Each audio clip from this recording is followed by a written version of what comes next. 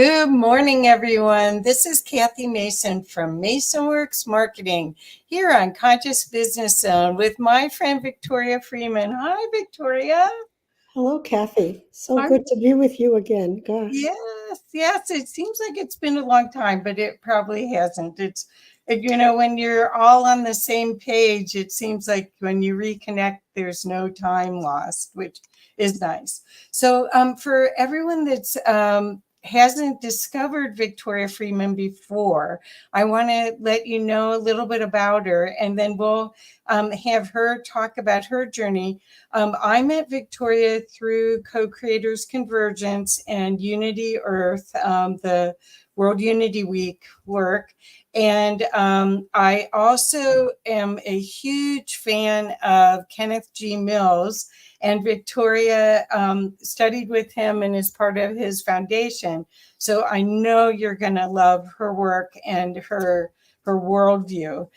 She's a visionary artist, an author, and co-founder of VistarView, a nonprofit organization dedicated to the recognition of the essential creative nature of the human being. And you'll see why that plays out beautifully here. And she's also on the board of directors of Unity Earth and FIONS. So, Victoria, why don't we talk for people that are just learning about you? Why don't we talk a little bit about your journey to discovering the multidimensionality of all of this? Because that is really what to me, you're showing a practical multidimensionality expression. Wow, that's a question, Kathy. That's a question. Oh, yeah. Yeah.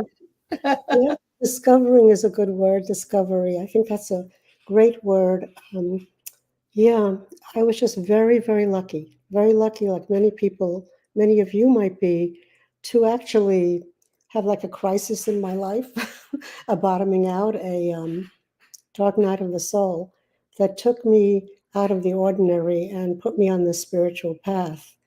And very, very lucky. And once I got on the path, there was just so much to see and learn and to find out about and to discover and to recognize. And so, I spent many years working on myself. I meditated. I, didn't turn vegetarian, but almost. I went to spiritual lectures. I joined spiritual programs and studied the Gurdjieff work for 12 years. And then I did meet my mentor, Kenneth George Mills, that Kathy mentioned, and everything stopped there.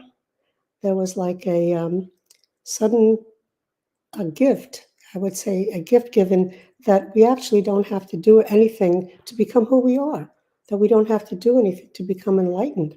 And I have been working so hard, and I got a little better. I just got a little better. But that was a big, I don't know what to call it, like a little bit of a recognition, a discovery, a realization that what we are is just fine. And we can't work our way into it. It's like being home. If you leave home, if you don't think you're home and you leave home to find home, you'll be going away from home because we're always at home. Does that kind of answer that? That's great. I think that the spiritual journey idea is coming up so much right now, where people are being gifted, I guess, if you could say that, with their shadow work and their obstacles to being love. And what we're talking about today, a lot of what we're talking about is being the love that you are and expressing that to all age groups. What we're looking at is the path to love is through art and music and other non-egoic methods like Gurdjieff, which is movement and meditation. There's so much of this that it's just delightful, and we forgot to do that, right? I can say that's very, very true. I think we just don't It's like we don't recognize, really, we don't realize how creative we are. We don't know it because we're so programmed, and we just get into the stream of living. We're not life, but living. We just get into a stream of living. And if you look around this world, this race, this species is unbelievably creative. Yes. Yeah. Unbelievable. I mean, we can't have just one fork. Why can't we have just one fork? Everybody could eat from the fork, and that would be it. We have to have 10,000 forks. We have to have thousands of chairs. We have to have all different buildings. Every cup we have has to be a different cup. I mean, Ooh, they're that's creating every minute. And people don't think they're creative, but oh my God, I was an art major and I barely graduated. I don't have as much skill as some artists, but some artists have a lot of skill and no realization of their creativity. But like I mean, I don't want to mention the orchids, the rescue orchids behind Kathy.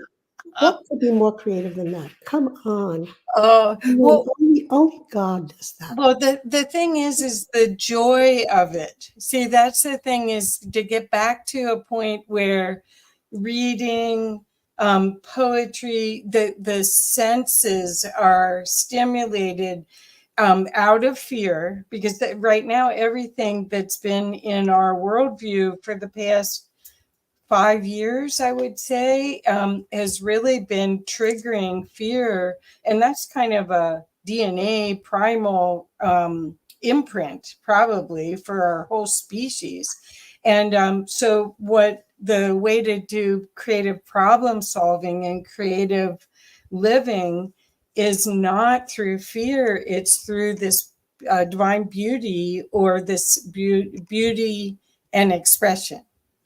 Correct? Absolutely. Absolutely, Kathy. And also, how do I say it, like joy?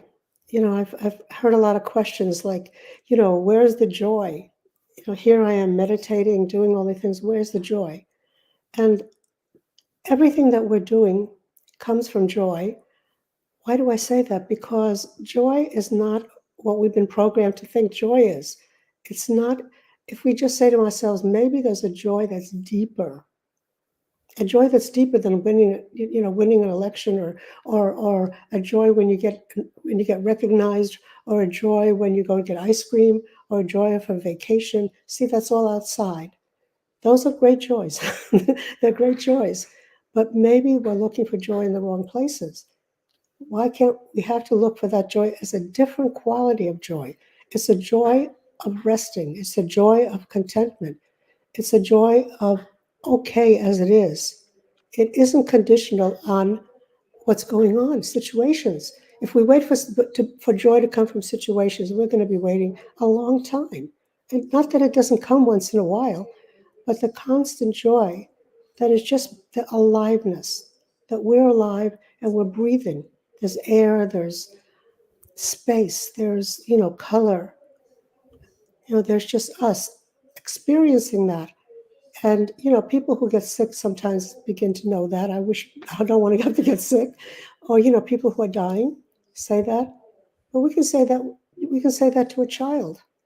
We can tell a child that they're always enjoyed because they are who they are and they're alive, and everything they do. There might be some situations that come up that are painful, but that's part of living. Can't get away from that. But the joy is something much deeper, much finer, much more elegant. Oh, that's beautiful. That's beautiful. So, in your search for that, your journey brought you from going through a hard time, then finding Kenneth G. Mills, then doing all of this inner work to now. And so what do you feel your path is coming on to do right now? Because I know I'm going to ask about the multidimensionality, the fairies, and the other aspects of you. But first, about the practical, because I do think people are searching for examples of how people are living in in this world, but not of it, and in joy without the chaotic imprint, especially the sensitives. The people, a lot of the people that watch this show are highly sensitive, and they're feeling the global consciousness right now. So could you talk a little bit about how you create your worldview to get into the creative expression or the joy of life? Let's see. Well, so trying to say this. Coming from a perspective that I am just this separate, put upon person living in a very insane world. That's what it looks like. I have to say that is what it looks like. But it's always been like that. There has to be like a little bit of think about it. Things are always happening. I mean, we had Vietnam, we had the atomic bomb. Let's go back to the Neanderthal man. It's always happening. Living is just, it's like a tale told by an idiot, signifying nothing. Like, Shakespeare said, it's like the agony and the ecstasy. That's what it's like living here on earth. How can we change what is happening? I know I'm going to get old. I know people get sick. All that is happening, and it's going to happen. And it's always happening. It's just happening. So we have to, the way I feel about it, I need to find a way to be with that happening. I need to find that. The definition for suffering for some people is that it's being resistant to what is happening. Now, how can I not be resistant to somebody having cancer? The resistance that I have is also happening. That's okay. It's okay, but it's the resistance of saying it shouldn't be like this. How can, like, if I said, we shouldn't go through menopause, or children should not lose their teeth at 7 years old. That would be really, really hard. And we shouldn't grow to be over 5 feet tall or whatever growth. We shouldn't do that. So it's just that when we expect life to be the way we think it should be, there's pain because it's not the way we want it. But the maturity is to understand that that's just the way it is. Mm-hmm. Now, you might think that leads to nothing. You just be depressed. This is just the way it is. It doesn't. Not when consciousness comes in, when the understanding is that we don't know why life is like this. It's a mystery why we're still killing each other, why there are diseases, why tsunamis happen, or that a meteor could hurl at this earth. We cannot understand that with our mind. Our mind is good on doing mathematics and doing theories, and theories are good. Theories are nice, but they're not what's happening. No one really, really understands it. It's a mystery. So to live with the mystery, have my children, wonderful. To live with the mystery and just know that that's the way it is. It's not mean that we love it. We don't like it. But that's just the way it is. There is a way to go back to resting, to just being a little bit more present in the moment, to understanding that, if I'm in a shoe store, I'm in a shoe store. If I don't want to be in a shoe store and I can't get out, still, that's a shoe store, even if I don't want it to be a shoe store. So, Kathy, does that make any sense to you? Yes. Thank you. Because I think that's where the gift that we're going to share today is one way for people to get out of the suffering and into creative expression. And that is really, we are, I believe that Source is like a big database, and it's giving memos to different people that will do something with it to expand its database, its consciousness, its growth. And so what we're going to show is a beautiful expression of how you just starting doodling and you were doodling as people were talking, just like people doodled in high school in class when they already knew what the professor was talking about anyway. And so you took that brilliance and that intricate work, it's really intricate, into a usable and creative expression to uplift others. And that's what I think we're all here for. Well, yes, because creativity is what we are. So if we begin to do something creative, we are, I don't know if the word, we are aligning with our true nature. Perfect. However, we don't have to paint and draw and do sculpture. We could be saving orchids, you know. We don't have to do that. If we realize that everything that we do is creative because we're creative. We are creative. We are creativity itself. It's not that we do creativity. We're creativity coming out. That's why I said just look around. And, you know, Kathy, I know you said there's some source that you go to. You are the source to me. I mean, That's right. That's right. Well, I just think that I understand that too, and that's what I believe. But I was just trying to explain that the opportunity is to co-create with the universe at every level. And when you get the memos, so you get them in a dream, or you get it during meditation, or I get a lot in the shower. Whenever you get it, to actually act on it and to see where it goes, just for the fun of it, not to push it aside. That's all. So true. So true. My doodling, I threw everything out for the first, I think, 40 years. I thought the mind does not value everything. The mind values materiality. So anything that we're doing that is just a little bit off, the materiality, like has a goal and a purpose. Anything that we do that doesn't have a goal and a purpose, the mind just says that there's nothing in it for you. There's nothing in it for you. So I'm doodling, I'm throwing them all out. And then I was watching Oprah and Eckhart Tolle years ago do this webinars, and I was watching it, and I was doodling like crazy.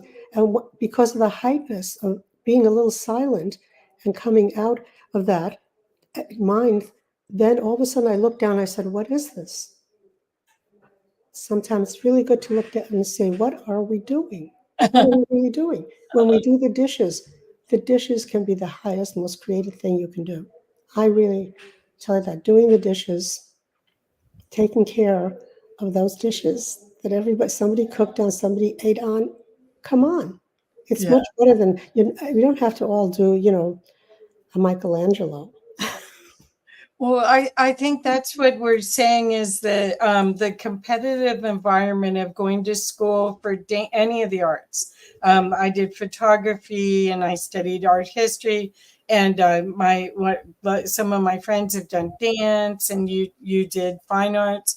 What happens is that it becomes a competitive environment after you've gone to school, and that what we're hoping is that we're inspiring people to get out of the two little voices, that's good, that's bad, that are on your shoulder, and just go for it. Just see what wants to be birthed, and how it's going to serve everyone, because it will.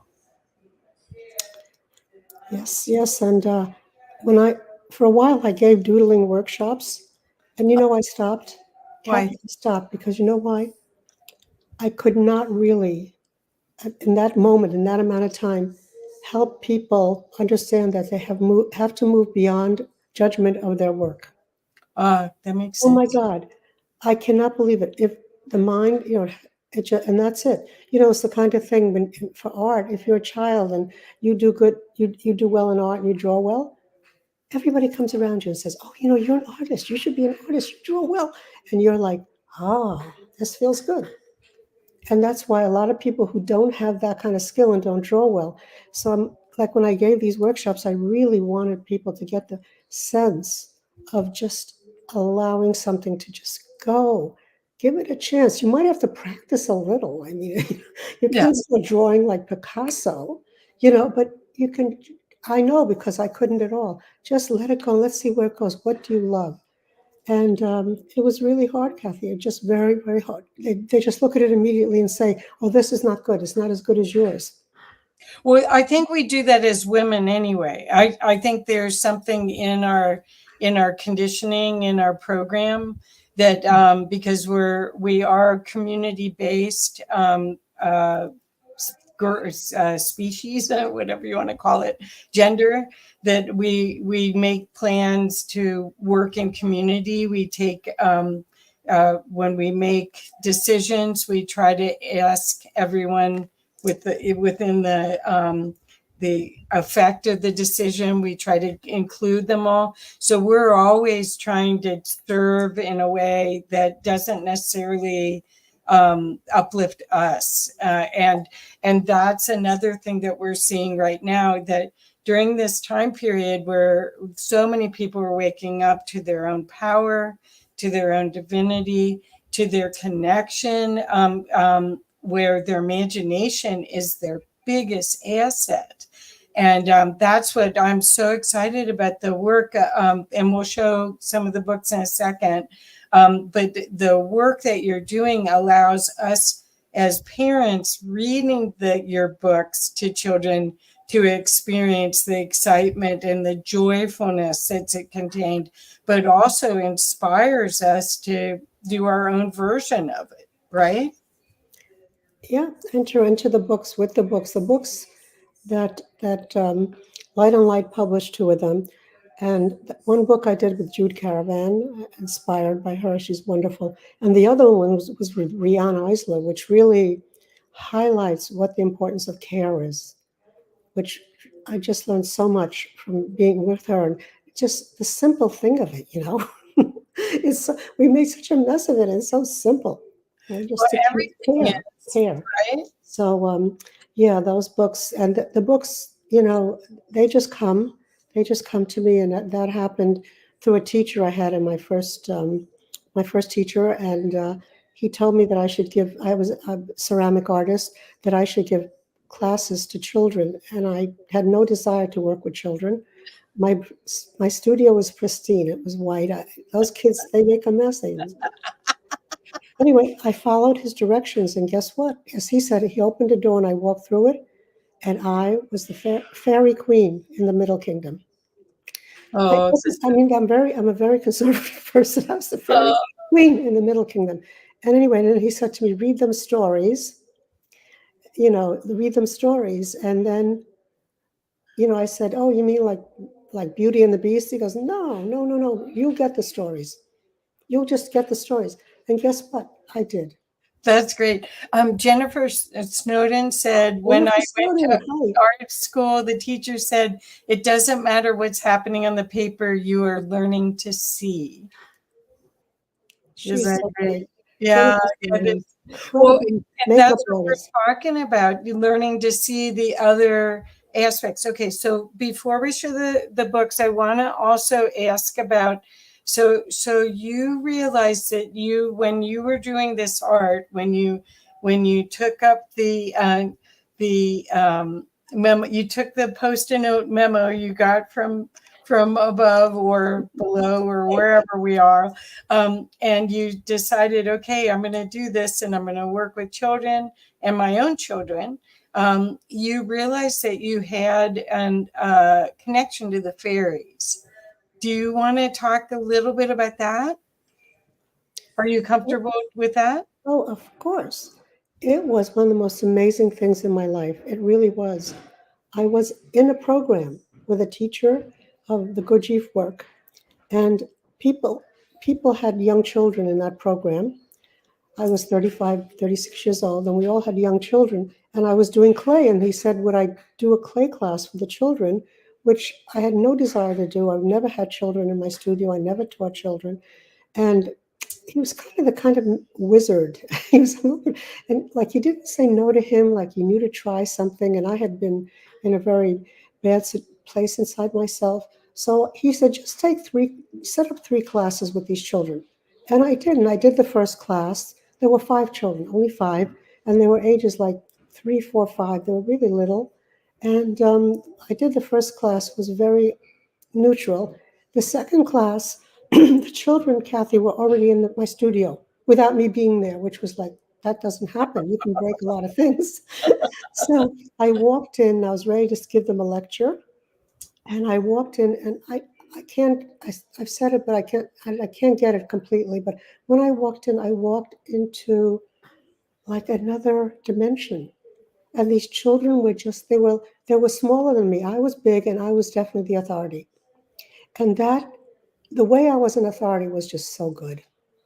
I was not an authority that dominated in any way. I was there to delight those children. It was like I was just there to be with them. And they were incredible. They were incredible. And I started showing them things, and they were so happy because I had some skills. I knew how to make a clay rose. That did it. They were in love with me, and that's what happened. And after it was over, I called this teacher. His name was Charlie.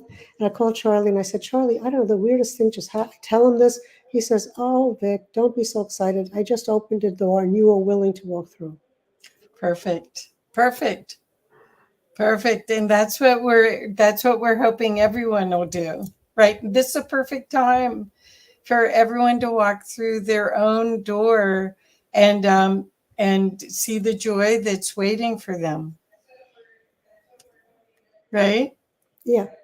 Yeah, cool. Okay, so now should we show I've got Florissa opened up. Is that okay? Yeah, sure. Okay, so here we go. Here's Florissa. And I'm going to take myself off, but I'll still have sound, okay? Okay. So Florissa the Fish, The Wings of Love. And by the way, these books are on Amazon. We're really, really hoping to have them in the hands of children. They totally love them. They completely love them. We've had so many children come back and, write to us, and we have pictures of them reading the books and have them read to them.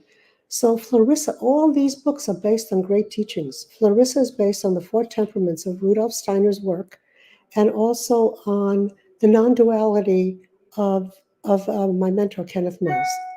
That's what Florissa is based on. So if you could scroll down a little bit, Kathy, I'll do a little bit of it so you can see her. Just a little bit. Once upon a time in an ocean far away, there she is. She was a fast, flashy fish named Florissa. And from the day she was born, she wanted to get out of the place that she was born in, the dimension she was born in. Okay? And every day she practiced, there she is going to the light. By the way, this is a bigger book. This just looks very little. So you can just keep going.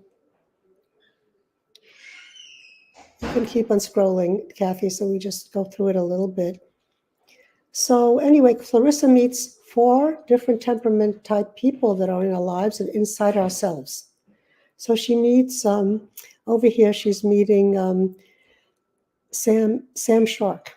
Now, Sam Shark is a choleric. Cholerics all temperaments have good and bad things about them. Cholerics can be bullies and they can be great leaders. We know that. And Sam Shark bullies her and tells her if she goes up there, they'll eat her. So she gets very scared. So all these things are coming toward her. This is Fanny Flounder. She's a phlegmatic, they call it. Phlegmatics are people who are very passive, very they can be very lazy and not want to do anything. But on the other hand, they're very calm in bad situations. So Fanny Flounder actually tells her to sit down and eat some shrimp and take it easy and not try anything. She kind of encourages her to hang out. And so Florissa lies down there. She lies down, but you know what? She is on a mission. You see, she has that sense of something. She has to do something. So she can't do it. She can't be down there. She can't just veg out in life in front of the TV. And Barney Bluefish comes and tells her he's a melancholic, lots of suffering. So he tells her, don't even try it. I tried it. It'll break your heart. It doesn't work. But melancholics are great people to go to for like sympathy and empathy. And there's her spiritual friend, guys, Electric Eel. He goes, go further. Electric Eel. He's absolutely amazing. So Florissa tries to get out. I'm not going to tell you how she makes it. You'll have to buy the book. She sees suddenly something happening. So I think we'll stop there because I hope whoever's watching this will buy the book and see how Florissa makes it out of the water and how she goes in and helps all the others find her way. Well, I want to make sure that people understand that you drew with pen and ink all of those images and then colored it all for these books. And you'll see once you get one, and you'll definitely want to get you. It's not just for little kids. You'll see how intricate and beautiful this is. I mean, even the crab, the shrimp, all the other aspects of the ocean are Oh yeah. By the way, no animals were hurt because Shirley Shrimp is a marathon runner. Oh, All the bios are in the back of the book. She's a marathon runner. So when Fanny Flounder went to get her to step on her, she just. Psh. great. No. I just want to tell you, I doodled all that, but we scanned it, put it into a program, and Ellen Mann, my partner in fun, she and I did all the color together. It's so much fun. You click on a space and then you pick any color you want. It's like creating the world. You would love it. It's easy. Well, You guys are watching this. Do some doodles. Find somebody that has Photoshop. I have Photoshop. I use it every day. So, okay. So, do we want to then go to, we've got the next one up is One Brightness. Yeah, One Brightness. Wow, this was published by Light on Light magazine, and this was the most fun I've had in a long time. The Unitive Narrative Circle of the Evolutionary Leaders Synergy Circles, which is an organization that was started by Deepak Chopra and is an organization of all the luminary spiritual people in our time. And they were working on the unitive narrative, the story, overarching story of our humanity. And they asked me to do a children's story. So here it is. Okay, so it starts with nothing, no thingness. Now, this is for people, enlightened parents, conscious parents. You need to get into this and feel it out. And there's information on no thingness. Before time and space, there was nothing, not a sound to be heard. Then what happened? Suddenly, from empty darkness, a sound filled emptiness everywhere. And then a gigantic light lit up our universe in just 3 minutes with one brightness. Now, you may wonder what I got the 3 minutes. Jude Caravan. These are the latest things that they know in the world of science. This is where we're at now. It doesn't mean you don't have to tell a child it's completely true. No one knows what's completely true. You have to always be honest. But this is as much as science knows. 3 minutes, our time, boom, one brightness. Okay? And then that one brightness started to radiate out. And it radiated out with sparklings, with eyes of love. And those sparklings began to be first stars. The sparklings became stars, then they became galaxies. And later on, they became solar system and rotating planets. And then, for a long time, it was very hot. Then it began to cool down. And guess what? And then, on our little teeny tiny planet Earth, the sparklings, Earth was a sparkling. Earth is a sparkling. But the sparkles came to our planet and they became dinosaurs and fish and apples and water and trees and you and me right here, you and me. And like I said, these sparklings that we are continue creating. We created, look what we created. Computers and houses and skyscrapers and ice cream and Squishmallow. The little guy on the right in the black and white is a Squishmallow, and that's a Lego. We created it. But we got so excited. You know what? We took our eyes away from our one brightness. We got busier and busier. There is a mother. She's working. She's got a cell phone. She's got a cup. She's writing. She's on a computer. Does that look familiar? That's what she's doing. And there, a fog came in. Now, this is a huge thing. It's not a normal fog. And by the way, we had theologians when we were creating this. We had Sufi scholars. We had Kurt Johnson, Interspiritual Complex. So I'm saying to you that where that fog came from, our unconsciousness, our stopping to see, and it got foggier and foggier, and everyone felt alone and scared. This is the beginning of separation. And the animals were scared, and the water was scared, and there's pollution, all because we were in the fog. You don't have to go any further than this now, because it goes into the monster area for children, and to see what happened. How did we get out of this? Because you can't blame a 5-year-old, 4-year-old child on the species doing all these things. Something to really consider, how we blame ourselves. Maybe we don't know. Maybe we're ignorant. Maybe there's a fog around us. Maybe we don't want to do bad.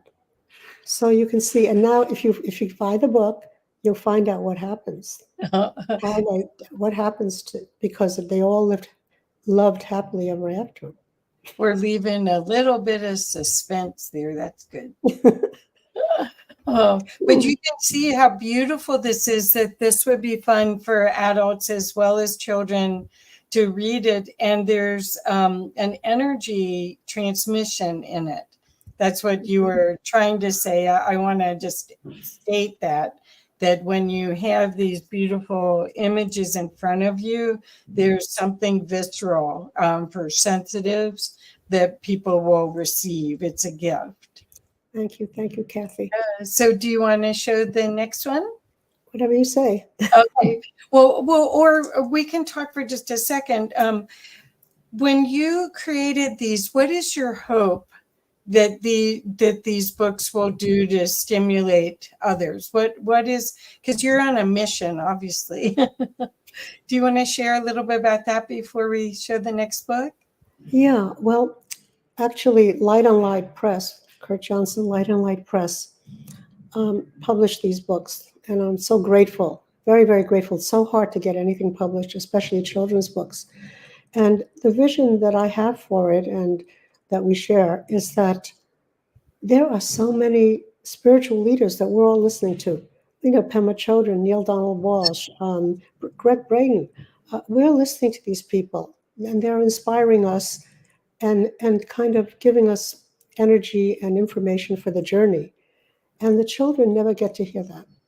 What they get to hear in children's books, Cinderella, you'll find this very funny. When I asked Rian Eisler, author of The Chalice, the Blade and the Chalice and the Blade, when I asked her, looked up the most favorite fairy tale for children, it was Cinderella.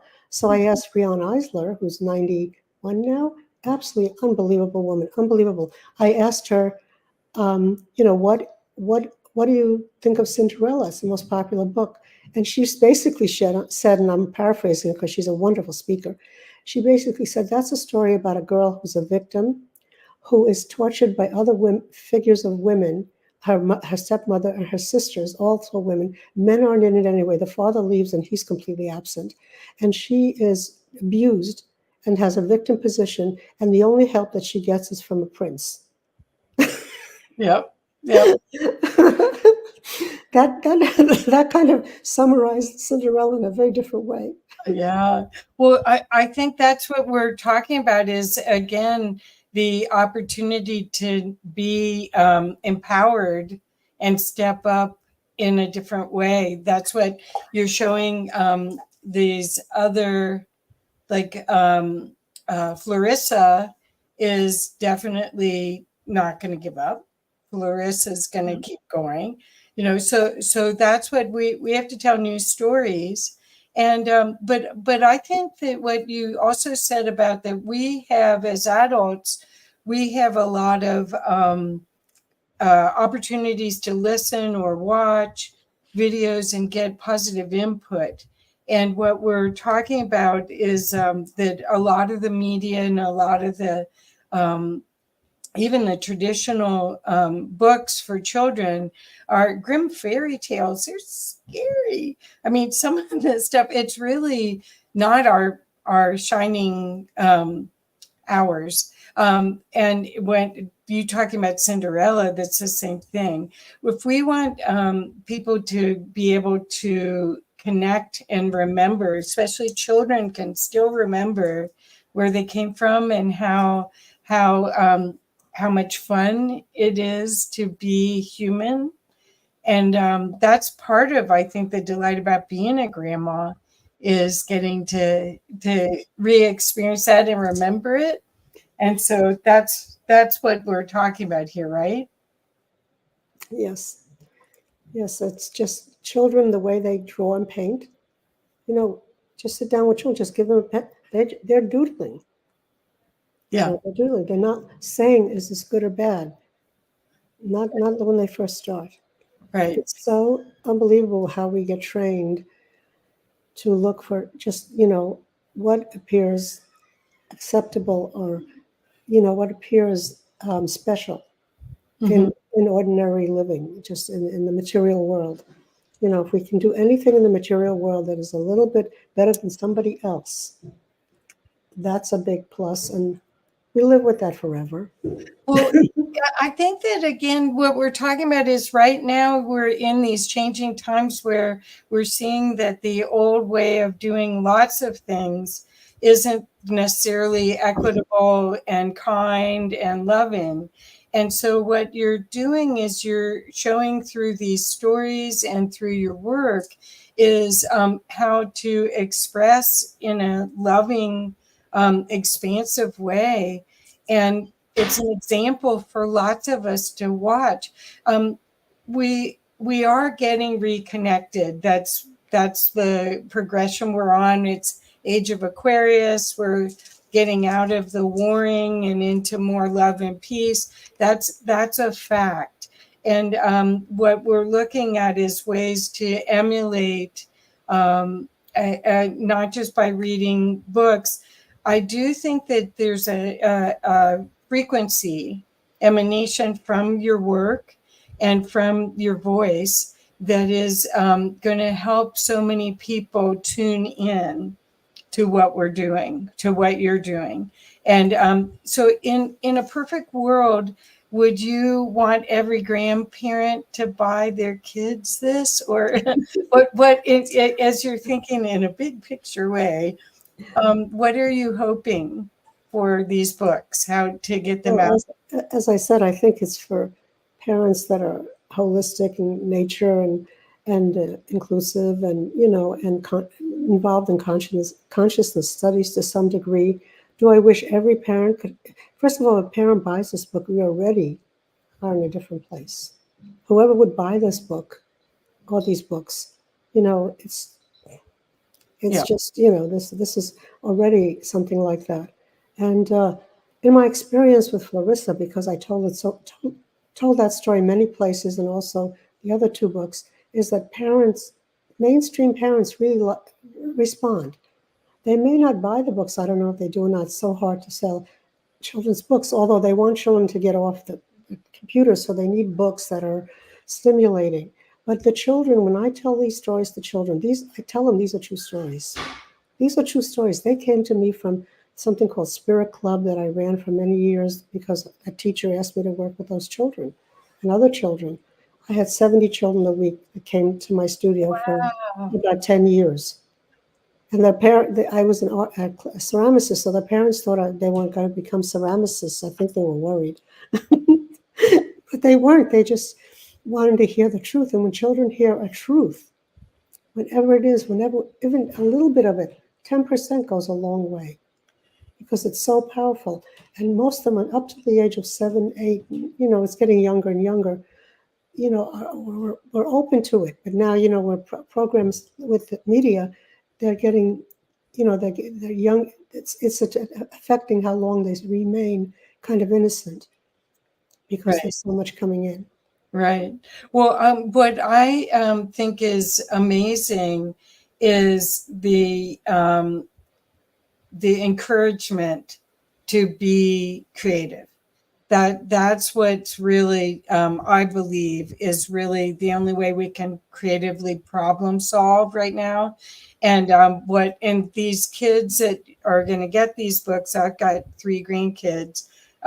They're going to have a different encouragement to be creative or to be a leader without the the battling. It seems like so much of the other cartoons and videos, and when you go to a movie anymore, if there isn't a fight scene, they're missing the point of why we're here. And hopefully that'll all be changing. I do think media is going to change a lot in this next 5 years, a lot. So I think you're right at the cutting edge of, you got the memo and you worked on it and you tested it in the field. Oh my God. Right? Should we do a little bit of the last book? Can we do it? Yes, yeah, sure. Here we go. Okay, now this book is amazing because I did this book with Rion Eisler, and she's the one that wrote the Four Cornerstones, the book on the Four Cornerstones. It's a partner from domination to partnership, and she's written many books. She's extremely well known. She's an icon. She's an icon, and so her Four Cornerstones were the basis of this. And this is a story also, the same kind of thing. Out of the universe was a tiny planet. And there's Olivia. Olivia is a tree spirit, that she's a caretaker. This book is about care. So she's the caretaker of the planet Earth, and she's very unhappy with what's happening. You can just scroll through. See, and then this fog came along. Oh, right here, stop here. So the Four Cornerstones. See, because this fog came in, bad things began to happen. Now, these books, again, these are cutting edge books. These are books that, tell truth. They're not, my relationship to a crayon or something like that. But anyway, bad things began to happen. Children were not cared for the way they were needed. This is the Four Cornerstones of Rion's philosophy, lightly, very casually putting it. Mothers and teachers weren't treated as special. Mothers and motherhood has been misaligned, and the idea of raising a child, I learned so much from Rion Eisler to understand that much, much deeper, how important that is. Of course, on our earth, it's the children on earth. It's more important than being a vice president in a corporation. So the values are messed up. And, everybody was fighting and everything was who's famous and rich. And Olivia was very sad. And next slide, she went to Mother Earth. She went to Mother Earth, and Mother Earth was also scared. She was also very concerned, and Mother Earth said, you know what? She sent a prayer up to the universe. Now, we had a whole big thing with that. Who does Mother Earth pray to? Does she pray to a god? Does she pray to a goddess? And what came up to us is the universe. So Mother Earth went out to the universe, and she prayed for help. And guess what? The universe sent 4 children. You will love these children. They're the sweetest. Oro, they're 7 years old. Oro, and there's Oro from Iceland, and Callie from San Francisco, see the cable car, and Rico from Brazil, and Emu from the Far East. And when they were 7, parents didn't know each other. When they were 7, they took these 4 children on a trip. And the trip was to Thailand, to the land of the tree temple. See the little elephant in the temple? They all went there. It was a long trip. And when they got there, they went on a tour bus. They still didn't know each other. They went on a tour bus, and there are the parents talking to each other, and the children went inside the temple. The children went inside the temple. They're the 4 little children. When they got in the temple, this temple is Angkor Wat. This temple is Ta Prohm. I was there. These are the temples in Cambodia and Thailand that are, the roots grow through the trees, break through the top, and go down into the bottom. But all the walls are up with all the statues. And the children went in there. They were scared. And there were 4 cornerstones. And they picked up, oh, wait, nope, next one. And all of a sudden, out of the tree roots, Olivia emerged. And she told them their mission. She told them how special they were, that they had the eyes of care. And they were the fog busters, and they were going to clear the fog. And they chose their stones, and the stones became like little iPhones on their fingers, where Olivia could speak to them all the time. So then they went back home. Oh, first they went out in the field in Thailand, and everything that was gray, everything had turned gray, but now everything was in color. the parents were joyous. See how they're hugging the children over here. They're hugging them. They were so happy. Elephants were happy. Everybody, sun was very colorful. And then they went home to their airports. Well, guess what? When they got home to the airports, people were waiting there. All the people, because they'd heard what happened in Thailand and in the land of temples. And you know what? Everybody didn't like what was happening. Some people said, we like the fog. We want to keep the fog. We don't want to change. Some people were excited. Many were worried. They were worried, is it going to be too bright? Will my cat be okay? And all that was happening. And then Olivia, the tree spirit, sent a message. And she gave them the message. She started to help the fog busters clear the fog. And I'm not going to tell you how that happened, because they are the most incredible beings, and we are all fog busters. We just have to recognize it. Perfect. Thank you. Yeah, so we have these cliffhangers. You have to go by the book to get the end of the story. But you'll see that this is an inspiration, and it's a very, without shaming or blaming anyone for what's happened. It's a positive vehicle for remembering who we are, why we're here, all of those things, right? Yes. Right. Thank you, Kathy. Oh, my pleasure. Thank you. So again, let's make sure everyone knows how to get a hold of you. I've been showing your website, but we want to encourage people to give these gifts as for birthdays and for holidays, whichever holidays you follow. But this is coming into that season. We're halfway through the year. So do you want to tell everyone how to best get it? Yes, well, you can go directly to Amazon. If you go and put in One Brightness, Florissa the Fish, and Fogbusters, and my name, Victoria Friedman, you'll go right to the page. What I wanted to say, that the books also have a coloring book in the back. So the kids, with it's all the pictures without the color, so they can color it or they can color their own things. Yeah. And just to tell you, the children love doodling. If we just started, they just doodle and doodle because it's natural to them. It's original because it's from the origin. And also, these are books you can grow with your children. I know, there are people who told me that, they started reading Florissa when the child was like 3 years old, and they're still reading it. The child is 8 years old and 10 years old. You can grow with, and what you feel and what you know, your conscience can go into those books and bring it from what you know about the fog, and how it isn't really our fault. Nobody knew plastic was going to destroying the oceans. Nobody knew that at a certain point. We knew it, and it was hard to stop. But a lot of these things are not done malevolently. So anyway, there are books that can really, you can grow with and have fun with, and incite them to do art too. So do you have more books in the works? Are you working on the next series? Well, we're actually working on a poetry book with my doodling and Ron's poems. Oh, and that's almost done. But I have lots more stories, because when I ran Spirit Club for children for 10 years, these stories just kept coming. And so there's more stories, and I don't have to doodle them. We're looking for people that would just want to illustrate stories. But yeah, we're doing a poetry book, and I've had a lot of fun doing that with Ron. Wonderful. Well, thank you so much for your work in consciousness and uplifting humanity. I think this is a wonderful gift for us grandmas to give, and enjoy that cuddle time together, reading together with kids.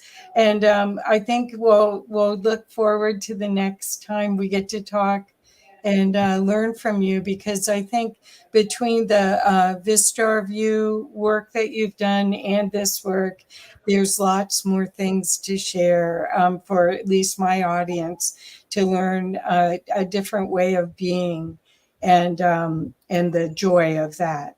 So bless you. Thank you so much. Thank you, Kathy. And I just love you. Oh, thank you. Thank you.